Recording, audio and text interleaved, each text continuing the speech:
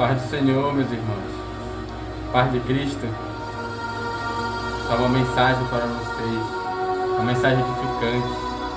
Palavra da vida. Falar um pouco sobre Paulo, o Saulo. Quem não conhece a história, né, desse apóstolo, foi o que trouxe o Evangelho para nós. E é um dos santos profetas, né? Se não fosse por ele, o Evangelho não estaria aqui para nós. O Evangelho seria apenas para os judeus. Mas Deus escolheu ele para trazer o Evangelho a nós e a todo o resto do mundo, através dele, através dos discípulos também, mas ele foi o vaso que trouxe o Evangelho para os gentios, e nós somos os gentios. E vamos falar um pouquinho sobre a história dele, que me deu um pouco de chama na minha vida. Eu não quero me comparar ao apóstolo, nunca, ele foi um santo profeta, mas a história dele é um pouco parecida até com as de muitos, que o apóstolo nunca foi, né, um homem bom. Ele pensava que era um homem bom, mas era um homem mau. Era um dos chefes lá da sinagoga, participou de várias mortes dos cristãos e participou até a morte do nosso primeiro mártir, Estevão. E Deus tinha planos na vida dele, mas ele tomou decisão muito ruins. Mas quando Deus quis escolher ele, Deus disse que ele ia aparecer muito por causa do nome dele. Vamos ler lá no capítulo 9 de Atos, capítulo 9, versículo 19, só para a gente ter um pouquinho da noção. E tendo comido, ficou fortificado. E esteve Saulo, aquele já tinha tido a conversão dele. Aqui já é o perseguidor, torna-se perseguido. E tendo comido, ficou confortado. Esteve Saulo alguns dias com os discípulos que estavam em Damasco. E logo na sinagoga pregava a Jesus, que este era o Filho de Deus. Todos os que ouviam estavam atônitos e diziam: não é este que em Jerusalém perseguia os que invocavam este nome? E para isso veio aqui para levar preso aos principais dos sacerdotes? Saulo, porém, se esforçava muito mais e confundia os judeus que habitavam em Damasco, provando que aquele era o Cristo. Amém? Muito forte. Nosso apóstolo Paulo teve a conversão dele e depois foi pregar. O primeiro lugar que ele foi lá com os judeus. Só que os judeus já conheciam, né? Falaram: oxe, mas não era esse daí que perseguia os cristãos? Como é que agora ele já está falando do Evangelho? Não quiseram acreditar. Mas o que isso tem a ver? Por que eu quero passar essa palavra? Todo mundo já meio que conhece essa palavra, né? Mas quem não conhece vai entender um pouco. Essa palavra aqui, ela mexe muito um pouco com a minha vida. Eu passei uns 4 anos no mundo, 5 anos no mundo. Eu creio que essa base, fiz muitas coisas erradas, usei droga, me prostituí, fiz coisas muito desagradáveis a Deus. No meu ponto de vista, eu falava para todos: eu nunca mais vou pisar numa igreja. Vocês vão entender junto com um contexto desse que eu estou lendo aqui. Falava: eu nunca mais vou pisar numa igreja, esse negócio de igreja não é para mim. Mas Deus me mostrou, quando o diabo pensou que ele ia ganhar minha alma, através que eu tive muita cobertura de oração também, através da minha família. Quando o diabo pensou que ele ia ganhar minha alma, a minha alma já estava praticamente dele. Tive livramento de morte, de acidente, tudo quanto foi tipo de livramento. Deus foi lá e mostrou que ele ainda está no mundo e sempre vai estar, e é o dono de todas as coisas. me deu uma conversão muito linda mesmo, que eu não sei explicar. A sabedoria da palavra veio muito grande na minha vida, o conhecimento, ele abriu tudo na minha vida, me deu uma conversão que é só, sabe, vocês não tem como explicar assim, foi tremendo, foi Deus é maravilhoso. E aí foi passando os dias, né, eu comecei a falar do Evangelho, muitas pessoas não acreditavam, porque tem muitas pessoas que não acreditam na transformação que Deus faz, quando Ele quer, Ele faz. E eu falava do Evangelho, as pessoas não ligavam muito porque eu era do mundo. Tipo, as pessoas querem meio que umas pessoas que cresçam na igreja desde sempre, e só esses são os que merecem ser ouvidos, outros não são. Mas mesmo assim eu falava mais e mais do Evangelho, como eu estou falando hoje aqui, transmitindo para vocês um pouco do conhecimento. Não é muito, mas que essa mensagem chegue bem ao coração de vocês. Mas o que isso tem a ver? O que isso tem a ver com a palavra que nós lemos aqui? Vamos ler novamente. E logo o capítulo 9, versículo 20. E logo na sinagoga pregava a Jesus que este era o Filho de Deus. Todos os que ouviam estavam atônicos e diziam: não é este que em Jerusalém perseguiu os que invocavam este nome? E para isso veio aqui, para os levar presos aos principais dos sacerdotes? Saulo, porém, se esforçava muito mais e confundia os judeus que habitavam em Damasco, provando que aquele era o Cristo. Amém? Paulo apareceu pregando. Agora preste bem atenção, uma pessoa que perseguia os cristãos, do nada aparece pregando o Evangelho. Eles ficaram meio que, como assim? Porque eles ainda não conheciam o Jesus deles.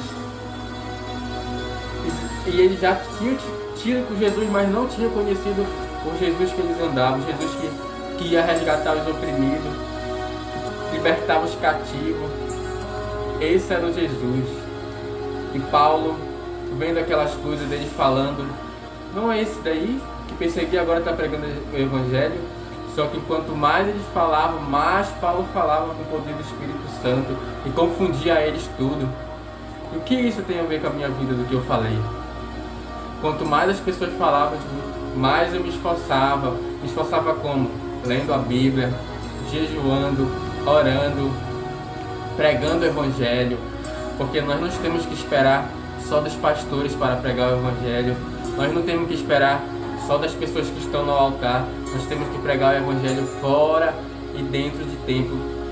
Toda hora, para quem for que aparecer na nossa vida, amigo, família, conhecido, todo tipo de pessoa que aparecer, ela der uma brechinha para o Evangelho, tu entra e prega mesmo o Evangelho, porque é isso que nós temos que fazer. Nós não temos que hesitar em pregar o Evangelho, não temos. Já estamos vivendo meio que nossos últimos dias, os últimos anos na Terra, não sei quanto tempo mais, só Deus sabe o que vai acontecer aí pela frente.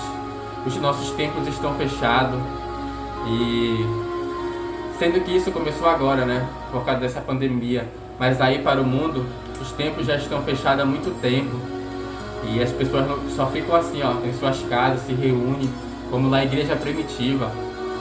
E nós não podemos perder a nossa fé só porque nós não estamos frequentando o templo, só porque nós não estamos frequentando casa de oração, ou como vocês chamarem. É muito bom se congregar, porque na Bíblia fala, lá em Sofonias 2, congregai-te, ó nação, que não tem mais desejo, antes que venha o dia do Senhor. Sofonias 2. Então nós temos sim que se congregar para nós estarmos reunidos lá como um corpo só, porque a igreja somos nós. E só que como a gente não pode, não é porque a gente não pode se congregar que a gente não vai mais falar do Evangelho, não é porque a gente não pode mais se congregar que a gente não vai mais orar, não é porque a gente não pode mais se congregar que a gente não vai mais ler a Bíblia. Não podemos deixar nossos afazeres. Todo mundo aqui deve ter trabalho, todo mundo deve ter todos os tipos de afazeres, mas nossos afazeres não podem tomar conta de todo o nosso tempo. Lembra-te de Marta e Maria, né? Marta ficou tão enfadigada que não teve tempo para se apegar ao pé de Jesus. E Jesus disse: Marta, Marta, está enfadigada demais com as coisas. E Maria escolheu uma a qual é certa, e dessa não lhe será tirada. E não que a gente não tenha, né? Quando a gente não vai passar o tempo todo orando, né? 100% do nosso dia orando. Mas temos que escolher nosso momento para estar com Deus e se entregar, tentar se entregar. Porque todos nós somos pecadores. Todo santo dia nós peca. Se não é no agir, é no pensar. Se não é no pensar, é no falar. E se não é no falar, é no olhar. Então a gente sempre vai pecar. Todo santo dia temos que pedir perdão para Deus. Pedir para Deus para Ele perdoar nossos pecados. Perdoar nosso jeito de pensar, de agir, de falar. Lavar nossa mente com o sangue dEle. Para que a nossa mente seja pura, nossos lábios sejam puros. Para a gente não conversar besteira. Não falar coisas que não convém a Deus. Porque a gente é falho. Mas a gente pode procurar melhorar. Amém? Vocês estão entendendo um pouco essa mensagem? Perseguidor torna-se perseguido. Uma pessoa que antes ninguém acreditava, agora está aqui pregando o Evangelho para vocês. E sendo perseguido todo santo dia. Mas perseguido por quem? Perseguido pelo nosso inimigo número 1. Vocês sabem quem é o inimigo número 1 dos crentes? É ele mesmo, diabo. Mas maior que está em nós do que o que está no mundo. Ele está aí, rugindo como um leão, procurando a quem possa devorar. Mas ele está em nosso derredor. Quem é que está ao nosso redor? É o Espírito Santo. E o Espírito Santo é o maior. Amém, meus irmãos? Que vocês entendam um pouco dessa mensagem. Uma mensagem rápida, apenas para vocês meditarem que não importa quem nós somos, o importa é que a gente vai ser daqui para frente. Vamos sempre procurar mudar nossas atitudes, não procurar contenda, se afastar de contenda o máximo possível. A Bíblia diz: irai-vos e não pequeis. Não quer dizer que a gente não vai se irar, porque a gente às vezes se ira com alguma coisa, mas a gente tem que saber o que a gente vai fazer quando a gente se irar, porque a gente se ira, mas não pode pecar. O diabo quer isso, ele quer contenda, ele quer desastre no meio dos irmãos. Mas nós não podemos fazer isso nesse tempo profético. Nós estamos vivendo um tempo profético. Jesus está voltando e Ele está preparando a igreja. Então vamos nos fortificar com a palavra, pegar o Evangelho, pregue mesmo o Evangelho. Não tenha vergonha não. Não tenha vergonha, porque senão nós podemos ser envergonhados naquele grande dia de não ter falado do Evangelho. Amém? Então, não liguem para quem vocês eram antes. O passado já se foi. A gente tem que procurar melhorar sempre no presente e fazer as obras, porque a fé sem obra é morta. Mas que obra é essa? Porque se nós não somos salvos pelas obras, como assim se a fé sem obras é morta? Se nós não somos salvos pelas obras. Essas obras que Jesus fala, quais são os mandamentos? São 10, né, que se resumem em 2. Amai a Deus acima de todas as coisas e amai o próximo como a ti mesmo. Se nós amarmos o próximo, nós já estamos fazendo a obra. Se nós ajudar os próximos, ajudar aqueles que necessitam, todos que passam na nossa frente, nós já estamos fazendo a obra. Essa é a obra de Deus, pregando o Evangelho para todo mundo. Essa é a obra que Deus está falando. Porque nós não podemos ter só fé. Porque só fé, até o diabo tem fé. Ele sabe que Deus existe. Então, nós temos que fazer a nossa obra, fazer a nossa parte. É luta muito grande, mas nós vamos receber a coroa da vida quando a gente acabar a carreira. E em nome de Jesus nós vamos guardar a fé. Amém? Que essa reflexão entre no coração de vocês aí, para vocês se despertarem e pregar o Evangelho. Olha a internet. A internet, se a gente usasse ela da maneira que a gente fosse para pregar o Evangelho, meu Deus, ia ser uma coisa muito maravilhosa. Muita gente está usando a internet hoje porque não pode sair de casa. E essa é a hora de nós usarmos ela para pregar o Evangelho. Amém?